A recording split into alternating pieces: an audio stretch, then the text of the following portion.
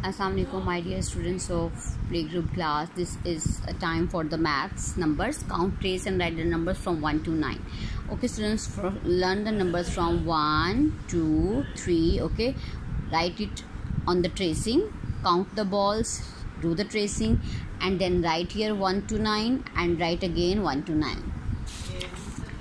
After that, say and match the same number. Okay, first of all students, this is letter number 2. So where is number 2? This is number 2. So we will match it with number 2. Complete the page. Now student, this is count and circle the correct number. Okay, so first of all, count the ducks. 1 2 3 4 or 3 ducks. Circle the correct number.